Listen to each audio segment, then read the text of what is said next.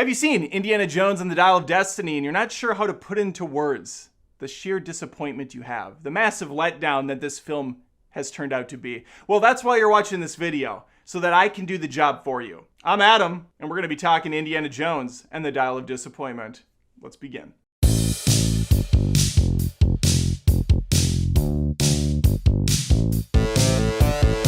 Now, some of you came to this video and you're like, hang on, how dare you, sir?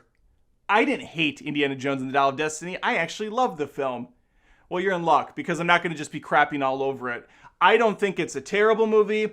I just think it's a pretty terrible Indiana Jones movie. As far as a movie goes, it's not great, but it's not awful. Let me put it this way. I can see why people do like this film. Visually, it's shot pretty well. I like some of the set pieces. And let's start with the opening act, which I think is easily the highlight of the movie. And that's probably because we have a young Indiana Jones again, or at least a pretend AI weird digital recreation of a young Indiana Jones using some deep fake or face swap or whatever the hell they're doing these days. So the movie opens in Nazi times, somewhere in the 40s, after the war is basically completed. They've lost. Hitler's a complete disaster and a failure as a leader. And we have the Nazis stealing a bunch of paintings and prized possessions, putting them on a train, and they're going to bust out of Dodge. Well, they weren't counting on Indiana Jones being there. That's right. We have a young, de-aged, spry, 30 to 40-year-old Indy. No Indiana Bones yet. He's going to show up after like 25 minutes of this flick. This whole sequence made me feel a little dirty. I knew that wasn't really him. Part of me wonders if I showed this to someone that didn't know what Harrison Ford looked like back in the day, if they would be convinced by this. If this beautiful video game face would trick them. It's very possible it would completely fool them, but that's not who this movie's for. They're for people like me and older who grew up with Indiana Jones, and we know what the hell's going on here. And this ain't natural, folks. This is weird witchcraft going on in Hollywood. Okay, odd Pixar-level animated Harrison Ford stuff aside, this is a pretty fun opening, and it really does have that indie style to it. I wouldn't say the feel is quite there from the Spielbergian era. Definitely has that James Mangold touch to it. Mangold, who usually does a lot more dire films, movies that are a lot more somber and sad, like Logan, or The Wolverine, or Ford v Ferrari, or Walk the Line, or Heavy. Like, his movies are all pretty depressing. Even the superhero ones are depressing. So putting him on a project where you have to have a fun, pulpy adventure doesn't quite match up. And that's definitely being portrayed on the screen. It's missing those wonderfully magical, whimsical moments you get from all the other indie flicks. So he and his buddy Basil Shaw, played by Toby Jones, infiltrate this Nazi regime. They go on the train and they're looking for a prized artifact. But they end up stumbling on something completely different and far more precious. Archimedes' Dial of Destiny, which I believe is referred to as the Antikythera. That might not be the pronunciation. It's got antique kind of in the name, though. They're not the only ones with their eye on this prize, though. Dr. Voller, brilliant Nazi mathematician, has been looking for this thing, and the problem is, it comes in pairs. There's two pieces that fit one, which make this dial work. Now, what the dial does, only the doctor knows for sure. This lengthy opener exists for three reasons. One, so we can see young Indiana Jones again, which is what everybody really wants. And they shouldn't have made Indiana Jones be an old, retired, curmudgeon-y guy. He was already curmudgeon-y before, but it was in a fun way. Now it's in a get off my lawn, you damn kids. And that's not fun. Dose. So we can introduce this artifact that's going to come back into Mr. Jones's life all these years later. And number three, and the most important piece, to show his relationship with Basil. We jump to present day in the film for Indy, which is 1960-something. 1969, I think. Yeah, it would be... Yes, it's 1969 because it's Moon Day when Indy wakes up. Man walked on the moon. We did it. NASA got there with the help of the Nazis. That's going to be a little bit in play in this picture. Oh, and I wasn't being cute earlier when I said Indy's an old curmudgeon-y dude who's yelling at the kids to keep it down. That's what he does in this scene. He wakes up, hears loud music, he goes to the hippies across the street, says, "Shut up." He's got a baseball bat and everything, like he's in Gran Torino. He then heads to his job that he's had for now 10 years. He's not a professor at the old college anymore. He's at someplace new. I forgot the name of it. But we get to meet people that will inevitably die later in the flick. This movie does have a lot of like sad killing that I don't remember in the previous ones. Again, the old Indiana Jones movies were pulpy and lighter, which is kind of weird to say out loud when you think about the fact that Indiana Jones and the Temple of Doom has slave kids working in a mine and witch doctors and all sorts of crazy shit. Yet this one felt the most off for me. It felt a little unnerving seeing innocent people just get shot straight up. And I think it's the way that Mangold shoots this stuff that gets a little more raw, a little bit more intense than a Spielberg film would. And they had guns in their hands when they did this too. They weren't replaced with walkie-talkies. That was another problem. They should have had walkie-talkies and shot them. Pooh, pooh. I'm getting ahead of myself though. Before that happens, there's a little celebratory party thrown for his 10 years on the job. He gets this crappy gift that he hands over to a homeless man before crossing the street where a very festivus parade is happening. This stuff looks pretty cool. And this is where things are going to start going downhill. This is where Helena enters the picture. The daughter of Shaw. Jones is going to refer to her as Wombat going forward, which I absolutely hate. But that's what we have to deal with. She's the mutt of the film from Indy 4. I kept waiting for Fleabag to look at the camera and wink at us, but she never does. She just exists to be annoying. I don't know, something about her character didn't really work for me. She's a smart ass, she's cocksure, she doesn't really care about Indy or the possessions, she just wants to sell it all for money. I think she reminds me of me too much. That's the problem I have with her. Some people were worried this was going to be a handoff situation where she was going to be the real star, kind of like they thought Mutt was in the last film. That's not the case, although she does have dedicated scenes and they're all very uninteresting and I don't care about her character, so get me back to Indiana Jones. But he's 80 and can't really do a whole lot, so there's a lot of stunt doubles and like the whole thing is just so stupid. I'm sorry, there's no reason for this movie. Okay, she informs him that she's still on the hunt for Dad's old treasure. She wants to get to the bottom of this whole Archimedes dial thing.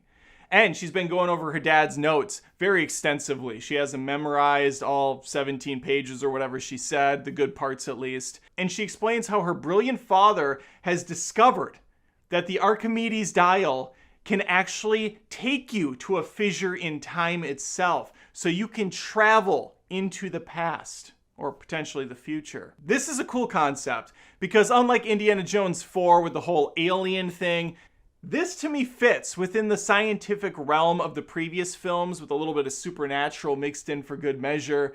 Aliens just seemed out of place. And it's funny that it's never brought up, to my knowledge, in this film. There's a point later where he's chatting with her and he can't climb up the rocks and he's talking about how he's seen a lot of shit back in the day.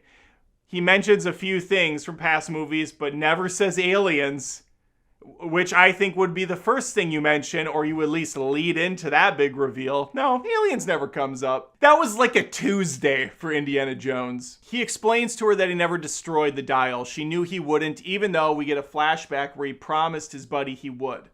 Indy doesn't keep his promises. He's trash. We should know that already, and that's okay. That's why we love him. Anyway, the Russians show up. Mads Mikkelsen is one of them. The doctor never died back in the 40s when Indiana Jones kicked him off the side of the train and his head smashed right into a wooden pole or something, a beam sticking out, and he fell down. He's fine, not even a scratch. To be fair, that same sequence also contained Mads pushing Indiana Jones up into the air so that his back is scraping along a tunnel that the train is speeding under. So he's like, oh, he's fine too. Didn't sustain any back injuries or scarring. It's impressive. I know he didn't have any scarring because we see Indy with his shirt off. 80-year-old Indy with his shirt off for the ladies. From this point on, for the next hour, it's pretty much just a madcap dash through different sections.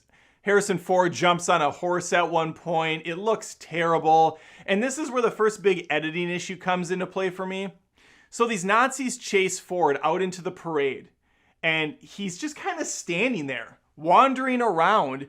The Nazis are right behind him, yet they don't approach for some reason. And then he goes up to a cop and he's like, I need your horse. And he takes the horse and he rides off. I don't know what happened. There are several spots in this movie where Indiana Jones just wanders around and people stop chasing him for no reason at all. Helena steals the dial so she can travel with it and sell it at a black market architect convention thing. It's at this point where his old buddy Sala shows up to give him a ride, meet his family, and then drop him off at the airport. And he's even like, hey, Indy, can I come with? I don't have much to live for. My life is pretty mediocre, and I really just want to have one last hurrah with you. One last ride to really show the world. And Indy's like, no, I'm doing this alone, Sala. Fuck off. And Sala's like, okay, fair. Give 'em hell, Indiana Jones. Skit-tiddy-dee-dee-dee-dee. And then he almost gets hit by a car because he's 80 and doesn't know anything about the world anymore. He's like, oh my God. Oh, sorry. Hearing aid is too low. Damn kids. Damn cars. Back in my day, we went on horses. Skit-tiddy-dee-dee-dee-dee-dee-dee. He's now on the trail of Helena, or Mousetrap, or whatever her name is. And eventually some dumb kid named Teddy joins the adventure. I don't actually know what his purpose is, or why he's in this at all. He doesn't bring anything to the table outside of getting kidnapped. Oh, and at the end, flying a plane somehow. He's no short round, I can tell you that right now. So it's a globe-trotting adventure now. They're all over the place, trying to seek out the location of this other dial. Meanwhile, the Nazis are on the trail. They have the US government at their disposal because of the work they helped them with you know, the moon landing thing. It's not that long of a partnership though, because eventually the lead CIA agent Mason, I think they're CIA or FBI, whatever, it doesn't matter, she gets shot and killed. Maybe the most useless character in the entire movie. I truly don't understand why she was in this. The whole partnership with the US government was essentially pointless, and we could have shaved good chunks of this movie down by getting rid of this subplot. We're now on a boat with, for some reason, Antonio Banderas. I don't know why he's in this. It was kind of nice to see. I like Banderas. That was fun. Still just a little weird. Like, I didn't know Antonio Banderas was going to be in this movie. This is my second time going to the bathroom. I have the bladder of an 80-year-old geriatric man at this point. Oh, so I'm like Indiana Jones myself in the theater. Let's get da-da-da, zzz, dun-da-da, psst, dun-da-dun-da, zzz, dun-da-da, oh, zzz, psst, dun-da-dun-da. Dun, dun, dun. I got a little on my shorts. Dun, dun, dun, dun, dun, dun, dun, dun, dun, dun. Naturally, Indiana Jones is going underwater at his age, even though there's like 4 dudes in the background with 12-pack abs, super jacked. They're just kind of standing around modeling. But Indy's like, get out of the way, whippersnapper, I got this. Hang on, what is that? What is that, an eel? And then little stupid Teddy's like, yeah, it's an eel. It kind of looks like a snake. No, it doesn't look like a snake. Why did you say snakes? Why did it have to be snakes? But wouldn't you know it, before they can resurface, those eels start to gang bang Indy. He's getting tag team left and right, and he just can't deal with it. Mudflaps goes back to save him though, and this is where they really get that first bonding experience. She does like this guy. She really likes him. They return to the boat that the Nazis have now commandeered. The doctor's there. He's everywhere, of course. These villains always are. And he does a little monologue, a little preamble, and then Helena starts explaining what this tablet means, how it's a map, where it's going to point them after doing some riddles. But then she reveals to Indy that she's got a stick of dynamite in her back pocket, and she's happy to see him. He struggles to light it because of his old 80-year-old brittle bones, but eventually that flame is set. She pulls it out of her pocket, throws it at the bad guys. It scampers down into the basement, and then they all just kind of sit there for a while because the editing in this movie is bizarre. Normally, you would throw it and boom, it blows up right away. But in this instance, she throws it. It's like ting, ting, ting. Ka-goom, ka-goom, ka-goom, ka-goom, ka-goom. And then they just kind of stand around for a second. So that was kind of a dick move. I know it's Indiana Jones, but because the tone of this is so much more serious and darker in nature, some of the stuff that's silly antics really stand out and become egregious to me. Right after the explosion, we jump cut to the guys in the boat and it's already taking off away. They had 3 seconds to quickly run out of the boat, jump onto the other one, get the keys, put them in, start it up, get off the rope from the dock or whatever they did to hold the boat there, and then they're off to the races. This is not a 4-second deal. We're now in a little spice market while Indy and Fleabag try to figure out what to do next. Teddy steals some money, gets an ice cream cone, and then he gets stolen himself. Ain't that a bitch? Ain't that karma, Teddy, you little shit? They throw him in the back of the car. Yeah, the Nazis are here already. They followed him. I might have gone to the bathroom 3 or 4 times during this movie, and at one point just contemplated not coming back to the theaters. I might have just stood there looking in the mirror thinking, what am I doing with my life? We got one shot on this planet. And I'm sitting here at an almost 3-hour fucking Indiana Jones movie. 2 hours and 34 minutes. There's 30 minutes of trailer in the Regal cinemas. 30 full minutes. So this is a full, genuine 3-hour tour. It takes me 20 plus minutes just to drive to the theater, another 20 plus minutes to drive home. I am spending almost 4 hours of my shitty day sitting in the theater watching Indiana Jones 5? What is my life anymore? I'm 40. At least Harrison Ford gets to relive the glory days, put on the hat, swing around in front of a green screen or a digital screen or whatever the hell they're doing, get de-aged, go into a theater with a bunch of his colleagues who stand up and clap for him for 5 minutes, and he gets to tip the hat and he gets to appreciate what's unfolded. There he is up on the screen again for everyone to see. This guy's a fucking legend. He's 80. What am I going to do when I'm 80? I'm going to be on YouTube?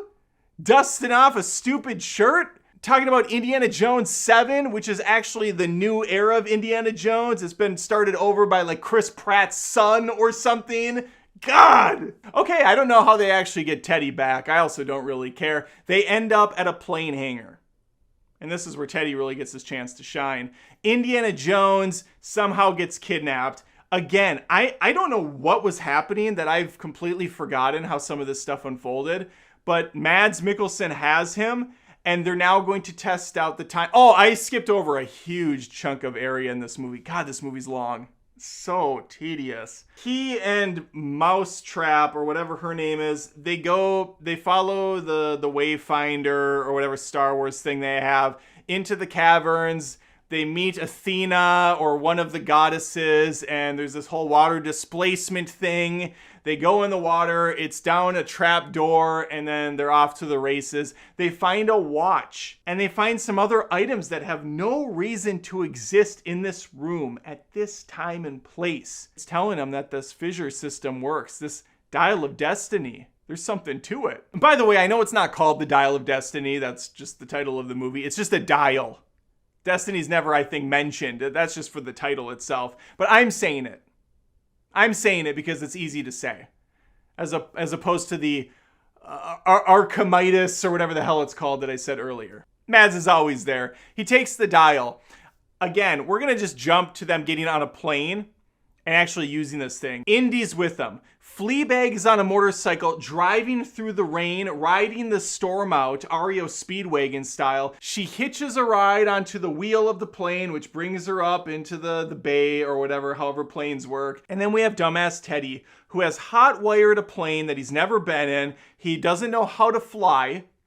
And he figures it out like lickety-split. Just no issues at all. There's a dude sleeping. The pilot's actually in this plane. He wakes up. He's like, what are we doing?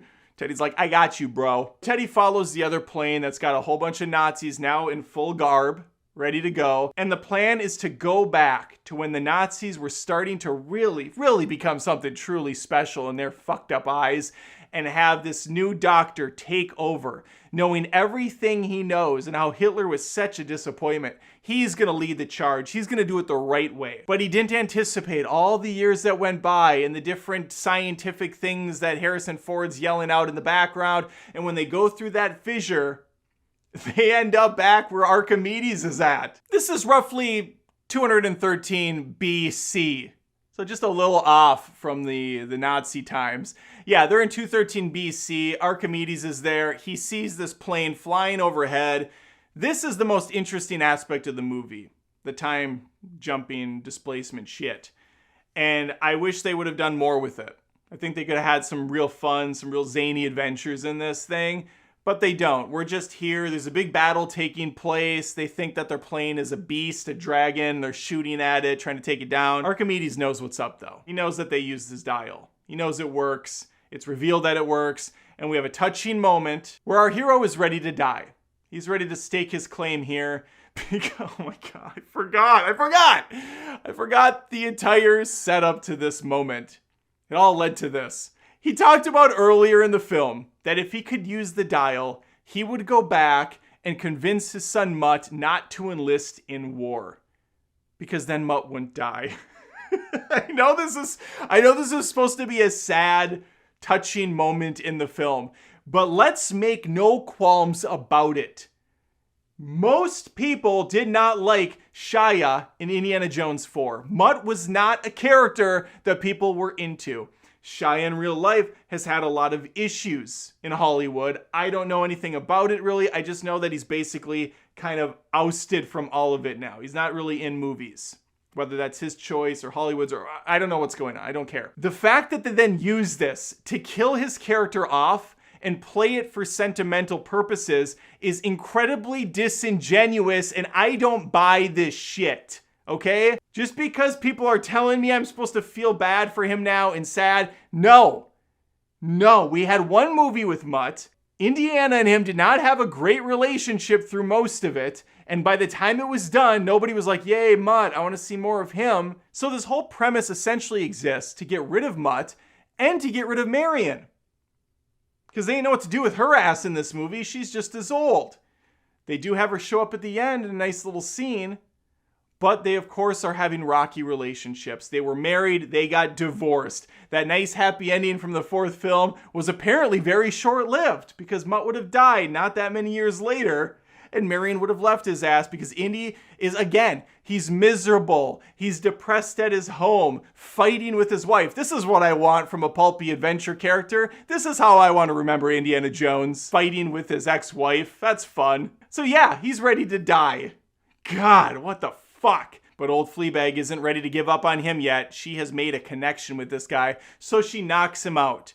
And when he wakes up, he's in bed, at home. He was knocked out for a very long time. I would imagine days, if not weeks. I really don't know. The fact that they were able to get back through that thing and land again and then have to get him to the hospital and then get him back to America. This is a couple-day project at least. But yeah, he doesn't remember any of it. Anyway, he's back there. Marion's there. It's a touching little scene. And then we close this bad boy with a beautiful black spotlight, nicely feathered, goes down to his hat, which is hanging on a line outside. And we're like, that's it. He hung it up, quite literally. But then right before it fades in, whoop, he snatches the hat again, because he's not done yet. I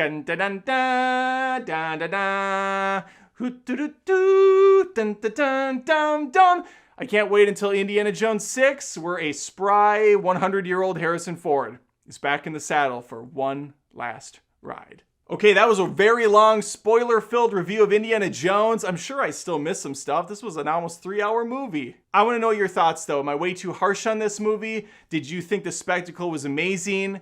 I found some of the set pieces were okay. They had pros and cons. Some of the action was good. Most of it, though, I just have been there before. I've seen it before, and I want to shut the door on this franchise. Start anew.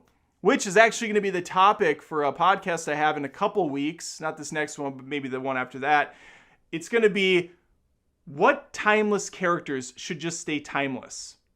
Indiana Joneses of the world. The Han Solos, ironically also Harrison Ford. Characters like that, the Ethan Hunts from the Mission Impossible, the John Wicks. Can other people pick up these mantles years down the road and make them their own, or should some of them just stay left preserved? You don't have to always have a new Indiana Jones. Maybe that can just be Harrison Ford's thing, which is why they spent the time to de-age him instead of just casting a younger actor. Which is why Chris Pratt never did pick up that hat and play the role, because people are genuinely connected to Harrison Ford's performance. I personally think we make new stories with new characters. You can set them in the same spirit. You can even set them in the same universe. But there's no reason to keep reinventing the same wheel, especially one that's working perfectly well. Those Indiana Jones movies are timeless. And unfortunately, I don't put this one in that camp. But let me know in the comments. Please like the video if you had some fun. Subscribe if you haven't. I post tons of movie reviews, rants, commentary, live streams, podcasts every week. Would love to have you stick around. All right. Take care.